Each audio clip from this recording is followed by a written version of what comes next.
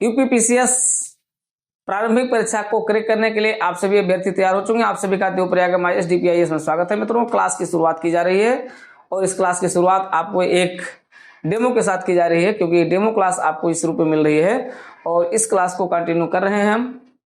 जैसा कि आप देख रहे हैं, इस 70 दिवसीय प्री क्वालिफाई बैच में आप सबसे पहले संविधान का अध्ययन करेंगे और संविधान को आपको हमारे साथ पूरा करना है, कंप्लीट करना है। 5 अगस्त से लेकर 15 अगस्त के बीच में कंप्लीट करना है। पहला पड़ाव हमारा होगा 15 अगस्त, स्वतंत्रता दिवस के अवसर पर आपको संविधान के पूरे स्टडी को पूरा कर लेना है, उसका पूरा रिवीजन कर लेना है। इसका जो पूरा पाठ्यक्रम है, देखिए 5 अगस्त को डे बाई डे क्या होगा। 5 अगस्त को आपको इतना कंप्लीट करना है। संवैधानिक विकास, संविधान निर्माण भी देखना है, विशेषताएं और प्रकृति देखना है और उससे जुड़े जो विगत सालों के प्रश्न हैं वह आपके साथ रहेंगे और पूरा एमसीक्यू उस पर रहेगा। ये है एक दिन का, 5 अगस्त के इस प्रोग्राम को आपको लेकर चलना, जिसको अभी हम शुरुआत करके आपको बता रहे हैं। तो ये रहेगा। इसके साथ साथ क्या रहेगा, ऐसा तो है नहीं केवल इतना ही रहेगा। अगर आप देखोगे इसके साथ, अगर देखना चाहोगे तो इसके साथ जो आपका रहेगा वो आपका रहेगा करंट अफेयर्स, क्योंकि हमने आपको बताया करंट अफेयर्स आपका पर डे चलेगा।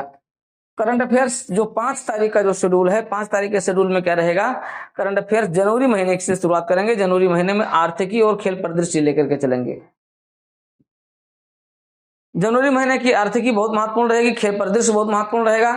तो इसी तरीके से फिर 6 अगस्त का शेड्यूल रहेगा, 7 अगस्त का शेड्यूल रहेगा, 8 अगस्त का। इस तरीके से 5 अगस्त से लेकर के 15 अगस्त तक का पूरा शेड्यूल आपको हम दे रहे हैं, पहले ही दे रहे हैं।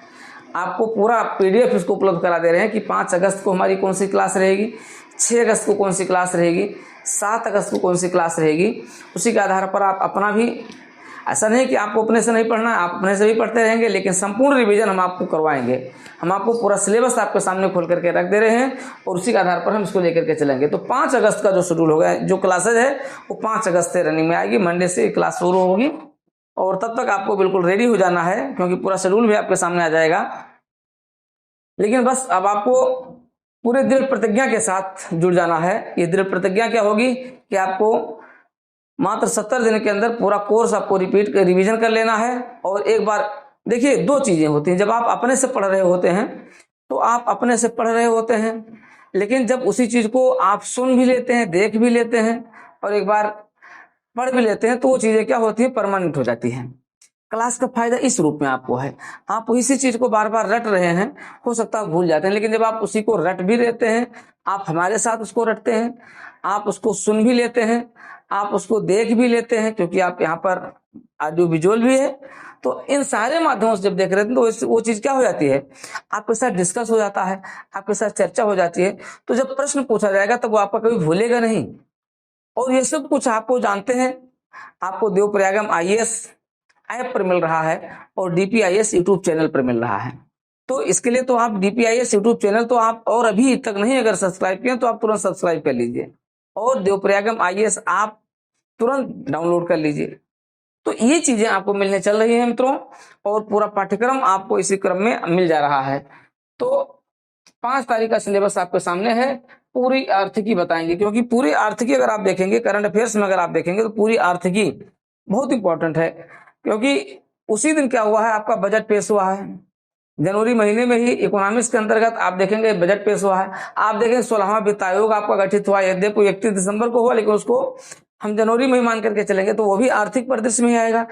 और आर्थिक परिदृश्य आपका बहुत बड़ा है। अगर आप देखेंगे तो आर्थिक परिदृश्य में वैश्विक अर्थव्यवस्था के संबंध में आईएमएफ की रिपोर्ट आई हुई है और 10वां वाइब्रेंट गुजरात सम्मेलन गांधीनगर में संपन्न हुआ है।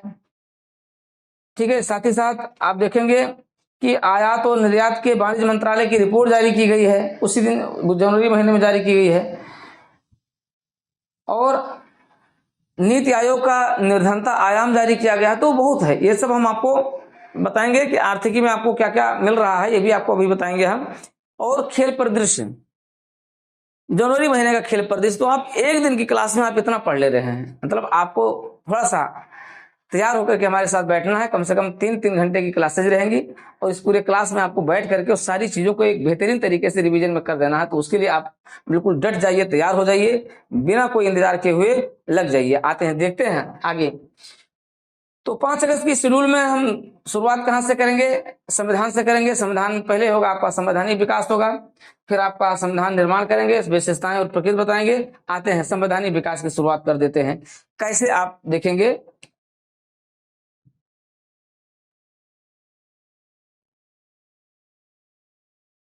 आप देखें जो आपका ए सेक्शन है, ए सेक्शन के अंतर्गत जब आप देखेंगे संवैधानिक विकास, आप जानते हैं कि संवैधानिक विकास से प्रश्न आपके बहुत पूछे जाते हैं और कोई ऐसा प्रश्न नहीं है, चाहे वो यूपीएससी का हो, चाहे वो आपका यूपीपीसीएस का हो या अन्य किसी परीक्षा का हो, इन सभी परीक्षाओं में संवैधानिक विकास से जुड़े हुए प्रश्न आते हैं।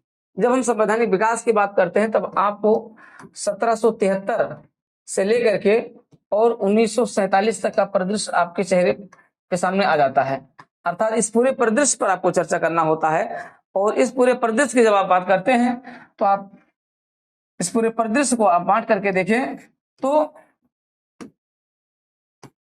ये पूरा संवैधानिक विकास आप जानते हैं कंपनी के शासन के अधीन है और क्राउन के शासन के अधीन है। कंपनी के शासन के अधीन, और ये सब आपको पीडीएफ भी मिलता रहेगा, और कंपनी के शासन के अधीन।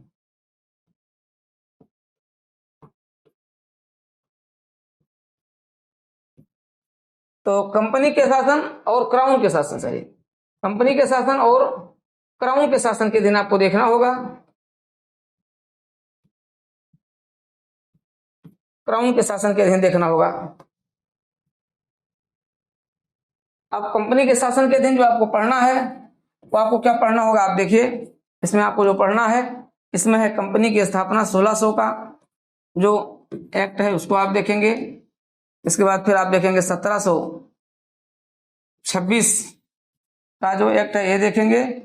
इसके बाद फिर आप सीधे आ जाएंगे कहाँ, 1773 का रेगुलेटिंग एक्ट देखेंगे। 1773 का आप रेगुलेटिंग एक्ट देखेंगे और फिर आप देखेंगे 1784 का आप पिट्स इंडिया एक्ट देखेंगे।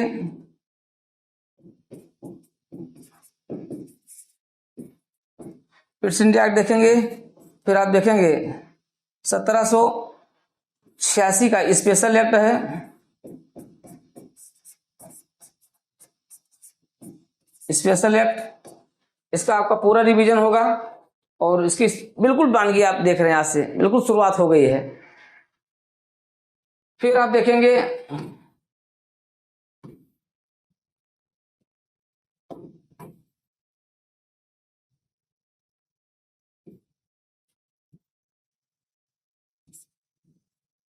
आप देखेंगे 1793 का चार्टर एक्ट अब आ जाता है, चार्टर एक्ट आ जाता है। फिर आप देखेंगे 1813 का चार्टर एक्ट देखेंगे। फिर 1833 का 1833 का आप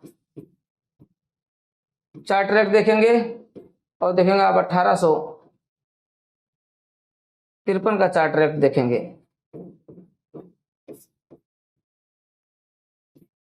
और आप इसको थोड़ा सा डिफरेंट देखेंगे, किताबों में आप जितना पढ़े उससे बिल्कुल अलग देखेंगे, क्योंकि इस दौरान कंपनी के शासन के दौरान जब आप ये एक्ट पढ़ रहे होंगे तो इसमें आप एक्ट देखेंगे प्लस आप गवर्नर और गवर्नर जनरल देखेंगे। इस दौरान किस किस एक्ट के बीच में कौन कौन से गवर्नर और गवर्नर जनरल है, उनके साथ घटित घटनाएं रही। एक तरीके से इतिहास का भी कुछ पोर्शन यहाँ से क्या हो जाएगा, कंप्लीट होता चला जाएगा। तो ये यहाँ से लगभग मान करके चलिए 1-2 प्रश्न आपके हाथ से आएंगे। देखो कई बार तो यहीं से मैचिंग करने के लिए प्रश्न आ जाता है, कई बार यहीं से मैचिंग करने के लिए प्रश्न आ जाता है। तो इतना ढेर सारी चीजें आपको एक दिन की क्लास में आपको अध्ययन करना है। क्राउन के शासन के अधीन जब आप संवैधानिक विकास की बात करेंगे तो क्राउन का शासन आप जानते हैं कि ये 1800 जो सबसे महत्वपूर्ण जो आपका एक्ट होता है 1858 का एक्ट होता है। तो आप 1858 से लेकर के और 1947 तक देखेंगे। अब आएगा सबसे पहले 1858 का, 1858 का गुड गवर्नेंस इंडिया एक्ट है, गुड गवर्नेंस इंडिया एक्ट। आप देखेंगे, फिर आप देखेंगे 1861 का भारतीय परिषद अधिनियम, इंडियन काउंसिल एक्ट देखेंगे। फिर आप देखेंगे 1892 का इंडियन काउंसिल एक्ट देखेंगे। फिर आप देखेंगे 1909 का इंडियन काउंसिल एक्ट देखेंगे। फिर आप देखेंगे 1919 का भारत शासन अधिनियम देखेंगे।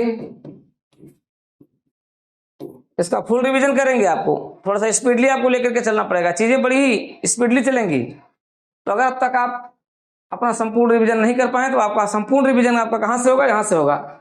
1919 का भारत शासन अधिनियम, फिर आपका 1935 का भारत शासन अधिनियम होगा, फिर आपका होगा 1935 का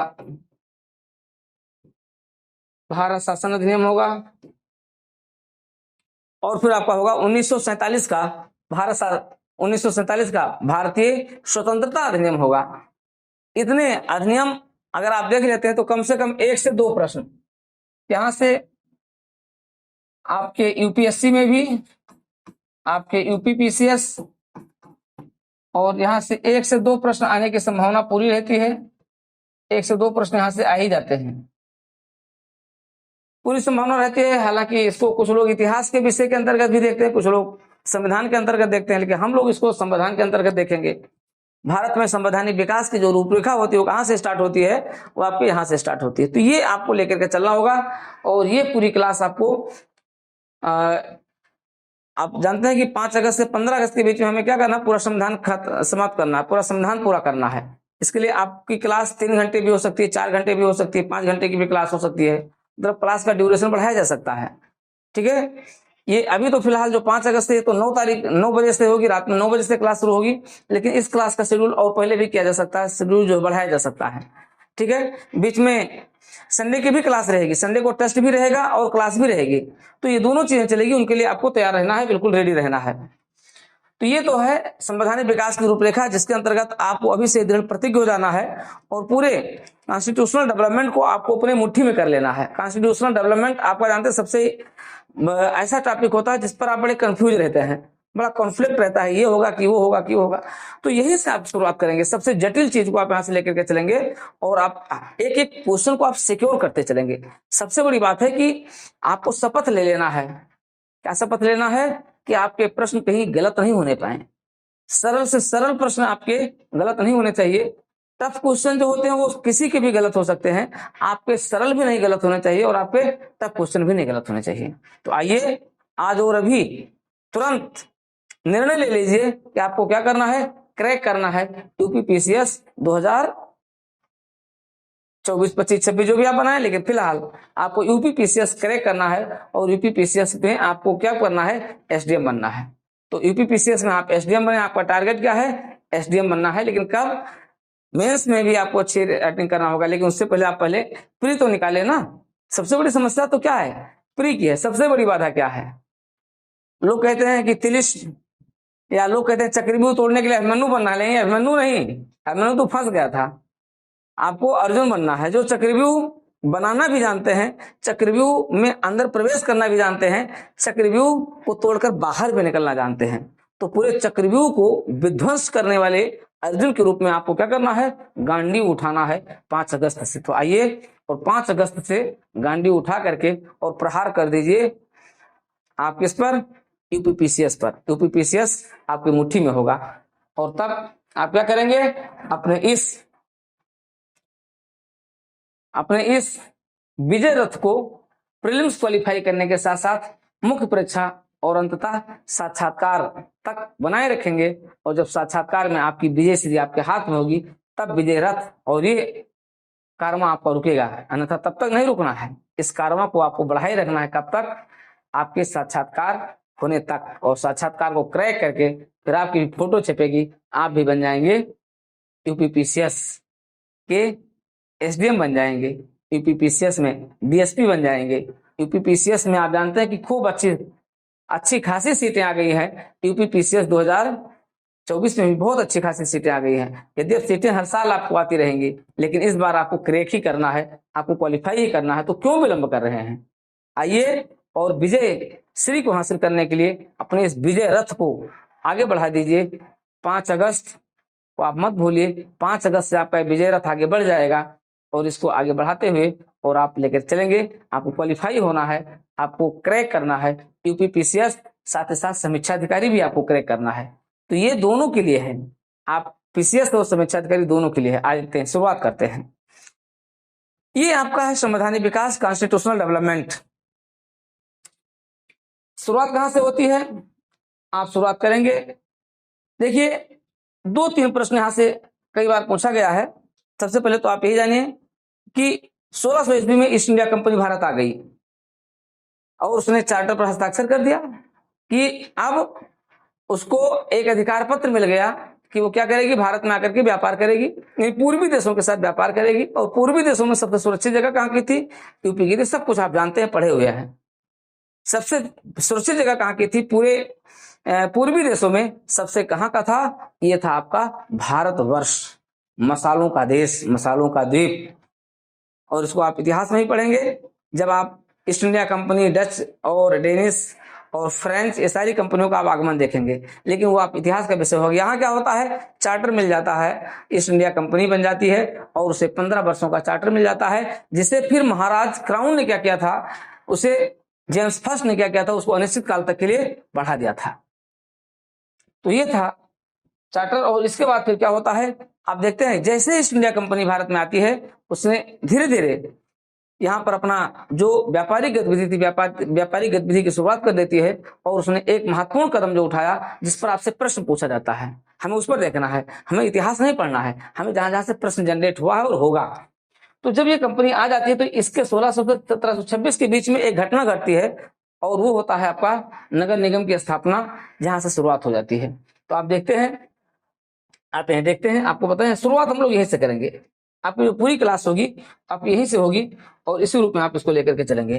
तो अगर हम देखें 1600 से और 1600 1726 इनके बीच में एक डेट और आती है। तो यहाँ पर 2 घटनाक्रम होता है। क्या होता है कि कंपनी को महारानी द्वारा चार्टर मिल जाता है, अधिकार पत्र मिल जाता है, और क्राउन के द्वारा इसे क्या किया जाता है, इसे फिर आगे बढ़ा दिया जाता है। चार्टर मिल जाता है और ये भारत में व्यापार के लिए आती है। लेकिन इसने क्या करती है, देखिए 1687 का वर्ष इसके लिए बड़ा महत्वपूर्ण था, जब ये यहाँ क्या करती है। देखिए हमने आपको बताया कि हम आपको इतिहास के दृष्टिकोण से भी नहीं लेकर के चले, अभी हम केवल आपको संविधान के दृष्टिकोण से लेकर के। 1687 में क्या होता है, यूपीपीसीएस का यहाँ पर एक प्रश्न आता है, इसलिए आपको देखिए क्या आता है कि यहीं पर ये नगर निगम की स्थापना करती है। कहां पर? मद्रास में। ये प्रश्न पूछा गया है, नगर निगम की स्थापना होती है कहां पर? मद्रास में होती है। ये प्रश्न यूपीपीसीएस में पूछा गया है, कई बार पूछा गया है, इनको ध्यान रखिएगा। फिर 1726 में क्या होता है, यहां पर भी नगर निगम बनता है। कहां पर? ये बनता है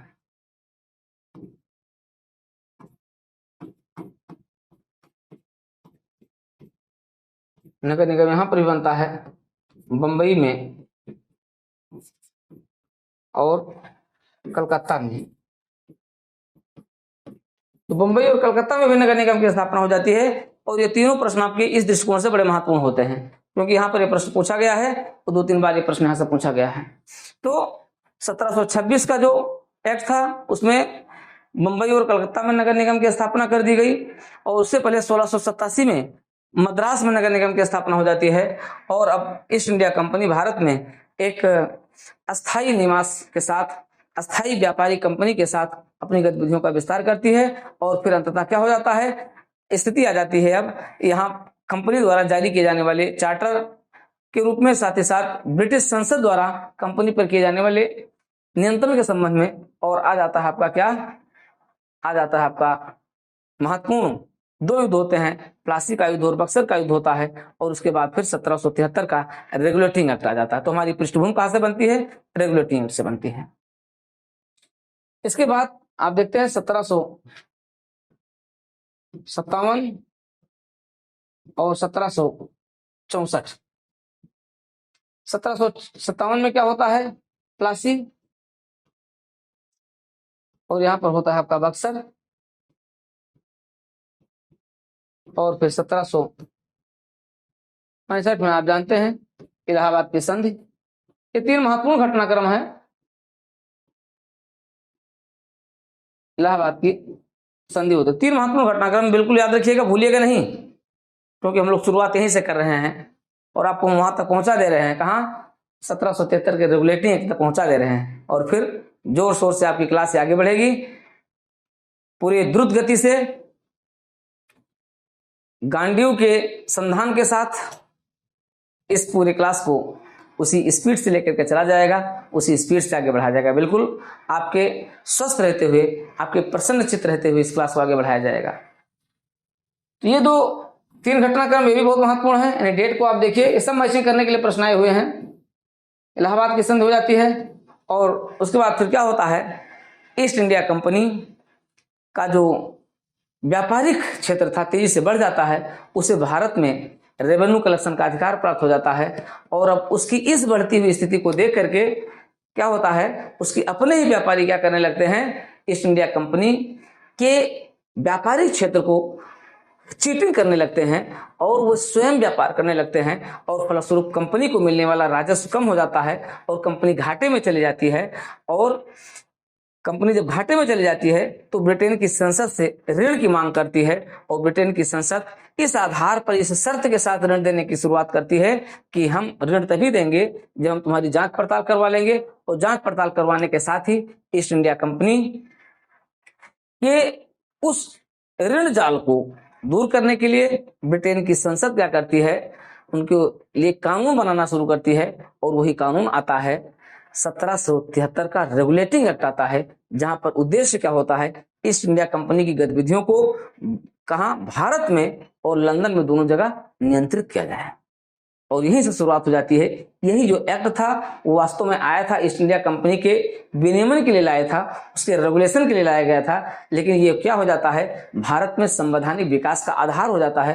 क्योंकि भारत में पहली बार ऐसा क्या होता है, भारत में पहली बार एक लिखित आदेश से शासन प्रशासन की शुरुआत हो जाती है, शासन प्रशासन का केंद्रीकरण हो जाता है, और एक ऐसे दस्तावेज को प्रस्तुत करके शासन की शुरुआत होती है जो किसी पार्लियामेंट द्वारा, जो किसी जनप्रतिनिधि निकाय द्वारा लाया गया था। क्योंकि अब तक जो भारत में चल रहा था सब कुछ क्या था, राजतंत्रात्मक था। ईसा पूर्व 6वीं शताब्दी ईसा पूर्व से लेकर के और 1773 तक आप देखें सब कुछ, जितने आदेश होते थे सब राजतंत्रात्मक होते थे, और सब राजतंत्र के अंतर्गत आता था। किसी भी एक लोक प्रतिनिधि निकाय द्वारा जारी नहीं किया जाता। पहली बार 1773 का जो एक्ट था वो किसके द्वारा घोषित किया गया था, वो ब्रिटेन की संसद द्वारा किया गया था, ब्रिटेन के पार्लियामेंट ने जारी किया था। और उसी आदेश के साथ भारत में क्या होता है, एक संवैधानिक विकास की रूपरेखा सुनिश्चित होती है, और यही से भारत में क्या होता है, संवैधानिक विकास की शुरुआत होती है। तो मित्रों ये 3-4 डेट आप जरूर याद रखिएगा, क्योंकि ये सब प्रश्न पूछे गए हैं। ये यूपीपीसीएस में पूछा गया है, यूपीएससी में, दोनों में पूछा गया है। यहां से इसको आप बिल्कुल ध्यान रखिएगा। और फिर हम आ जाएंगे सीधे कहां, जो अब आपकी क्लास होगी इसको आप देख लीजिएगा, बिल्कुल बेसिक क्लास रहेगी। इसके बाद की जो क्लास होगी उसको हम सीधे सीधे कहां से आ जाएंगे, फिर हम आ जाएंगे 1773 का रेगुलेटिंग एक्ट।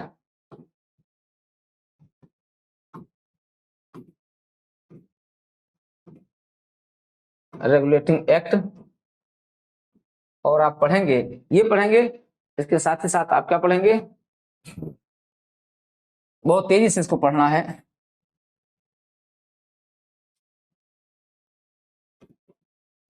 लाने का कारण क्या था आप ये जानेंगे, फिर आप इसके प्रावधान जानेंगे,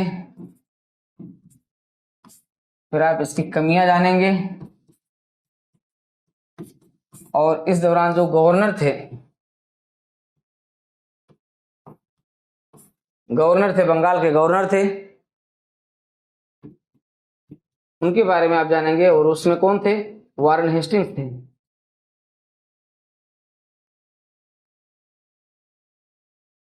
वारेन हेस्टिंग्स के बारे में आप जानेंगे। और इस तरीके से लाए जाने का कारण, प्रावधान और कमियों के साथ आप क्या करेंगे? अपनी इस क्लास को आप आगे बढ़ाएंगे। तो इतना होगा, इस तरीके से लेकर के चला जाएगा, बड़ी तेजी से लेकर के चला जाएगा, लेकिन सब कुछ आपको समझ में आएगा। एक तरीके से आपका क्या होगा? पूरा रिवीजन होगा। तो पूरा क्लियर है, पूरा खाका क्लियर है। और इस पूरे खाके को आप यहीं से उठा लीजिए, अपने नोट्स को भी आप उठा लीजिए जो आप पहले से पढ़ते आए हैं। नहीं उठाना तो कुछ मत उठाइए, कुछ भी उठाने की जरूरत नहीं है। वह सब कुछ आपका रिवीजन हो जाएगा, जो आपके नोट्स में भी नहीं होगा, जो आपके नोट्स में कतई नहीं होगा। सब कुछ नहीं मिलेगा आपको नोट्स में, सब आपको यहां से मिलता चला जाएगा। तो आप आइए, उस ब्रह्मास्त्र को उठाने का प्रयास कीजिए, जिसके साथ देने से आपका समीक्षा अधिकारी भी सध जाएगा, यूपीपीसीएस भी सध जाएगा। और अगर 2025 वाला भी साधना चाहेंगे तो इसी से आप 225 भी सध जाएगा। लेकिन नहीं, अभी टारगेट आपका है यूपीपीसीएस। और यूपीपीसीएस में आपको क्या बनना है? एसडीएम बनना है। और उसके लिए आपको करना क्या है? आपको सबसे पहले प्रीलिम्स क्वालिफाई करना है, क्योंकि आपके लिए सबसे बड़ी चुनौती क्या है? प्रीलिम्स है। तो प्रीलिम्स को आपको हर हालत में क्वालिफाई करना है, आपको क्रैक करना है। तो ये तो रहा रेगुलेटिंग एक्ट। यहां तक की पूरी पृष्ठभूमि आपने देख लिया है। हम अगले दिन से, यानी निर्धारित तिथि से हम क्या करेंगे? इसको आगे लेकर के चलेंगे। यहीं से आपकी पूरी क्लास आगे बढ़ेगी। बिल्कुल आप यहां तक देख करके इस पूरी पृष्ठभूमि को आप यहां तक अपने दिमाग में फिट किए रहिए। जितना मैंने बताया उसी के आधार पर आप तेजी से रिवीजन करने के लिए तैयार हो जाइए। अब आइए देखते हैं, ये तो आपका है। अब देखते हैं कि करंट अफेयर्स में क्या होगा, क्योंकि आपके सामने एक बड़ी जटिल समस्या क्या? Current affairs. करंट अफेयर्स में हम आपको क्या पढ़ाएंगे? करंट अफेयर्स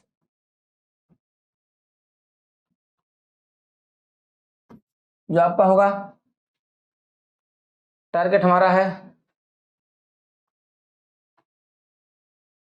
5 अगस्त से 15 अगस्त,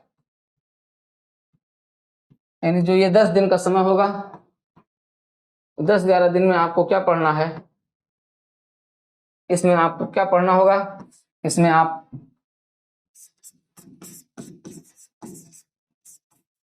देखिए, हमने आपको बताया जनवरी, फरवरी, मार्च, अप्रैल, मई, जून, जुलाई, अगस्त, सितंबर, 9 महीने का करंट अफेयर्स आपको पढ़ना है। यूपीपीसीएस में जो आपका एग्जाम होगा उसमें 9 महीने का करंट अफेयर्स आएगा, आपको उसको ध्यान रखना है। तो जनवरी,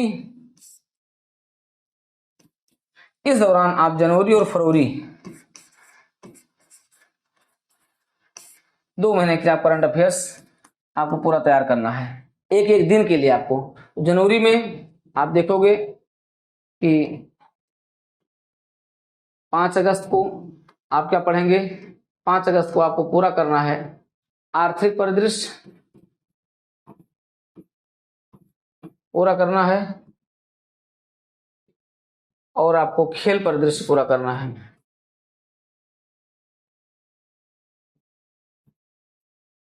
खेल परिदृश्य पूरा करना है, ये आपके इस दिन का टारगेट होगा।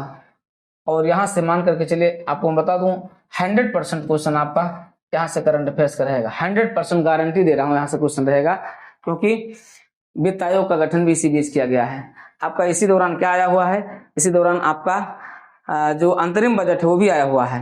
इसी दौरान आपका यूपी का बजट भी आया हुआ है। तो आपको यूपी भी तो लेकर के चलना है, यूपी का भी करंट अफेयर्स आपको लेकर चलना है। यूपी का बजट भी जनवरी महीने में आया है, आपको भी पढ़ना। तो ये दोनों चीजें तो आपको यहीं पर मिल ही गई हैं, ठीक है। तो ये आपको पढ़ना होगा। इसके साथ साथ आप अब अगर आप देखें, देखिए इसको मिटा दे रहे हैं।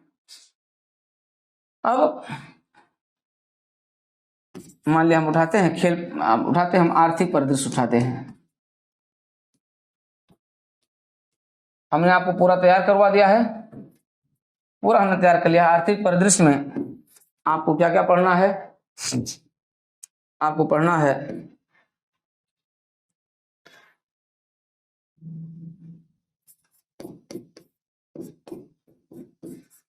वाणिज्य मंत्रालय के कुछ आंकड़े जारी किए गए हैं, ये देखेंगे। आप 16वां वित्त आयोग देखेंगे, आप 16वां वित्त आयोग देखेंगे। आप जो है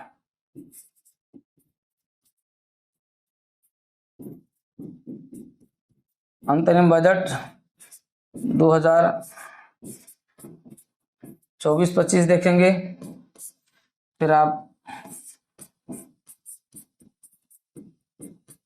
यूपी का बजट 2024-25 देखेंगे।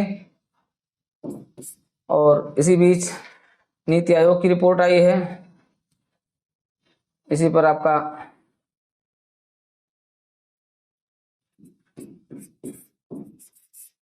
बहुआयामी गरीबी पर सूचकांक जारी किया गया है। गरीबी से संबंधित जो सूचकांक है, बहुआयामी सूचकांक संबंधित आंकड़े आए हैं।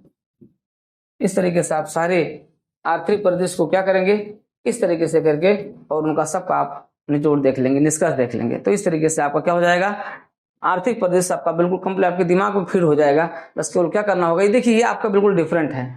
आप अब तक जो भी पढ़ते रहे हैं और करंट अफेयर्स भी आपका बिल्कुल क्या होगा, सबसे डिफरेंट टाइप में होगा। लेकिन ये सब इसलिए किया जा रहा है जिससे कि आप प्रीलिम्स क्वालिफाई हो सकें, क्योंकि मेरी सारी ऊर्जा कहाँ केंद्रित हो रही है, आपके प्रीलिम्स पर केंद्रित हो रही है। इसलिए भूल करके भी आप मिस मत कीजिए। और 5 अगस्त रात 9 बजे इस स्पेशल यूपीपीसीएस टारगेटेड बैच को आप ज्वाइन करें। और इसके लिए आप DPIS यूट्यूब चैनल को आज और अभी तुरंत ज्वाइन कर लें। साथ ही साथ आप देवप्रयागम IAS ऐप को भी आप तुरंत डाउनलोड कर लें। ये सारी चीज़ें आपको एक साथ एक मंच पर मिलने चल रही है सबसे बेहतरीन तरीके से। और ये सारी पूरी पढ़ाई आपकी क्या होगी, बड़े ही स्वस्थ और सुलझे हुए माहौल में होगी, जिससे कि सब कुछ क्या होता रहे, आपका कवर होता रहे। तो मित्रों आइए, बिल्कुल विलंब मत कीजिए और आप तुरंत आज और अभी अपना नामांकन कराएं और देवप्रयागम IAS ऐप डाउनलोड करें और DPIS यूट्यूब चैनल को भी सब्सक्राइब करके आप उसके में आप अपना कुछ संदेश, नाम भी भेजें। ये सारी चीज़ें आपको बस 5 तारीख के पहले तक आपको कर लेना है। 5 अगस्त तक आपको ये सारी चीज़ें कंप्लीट कर लेना है। तो ये आपके सामने मैंने पूरा परिदृश्य रख दिया है, क्योंकि कई लोगों ने पूछा कैसे होगी क्लास, क्या होगी क्लास। क्लास का पूरा स्वरूप आपने देख लिया है बिल्कुल, अब तक आपकी बिल्कुल सबसे डिफरेंट क्लास है। तो मित्रों आज की क्लास हम यहीं पर ब्रेक करते हैं और इसको हम कंटिन्यू बनाए रखते हैं और फिर मिलते हैं हम आपको 5 अगस्त को। कंटिन्यू हो जाएंगे आपके साथ 5 अगस्त की रात 9 बजे से, बिल्कुल कंटिन्यू होकर के आपके साथ हम जुड़ेंगे, डटे रहेंगे। आइए।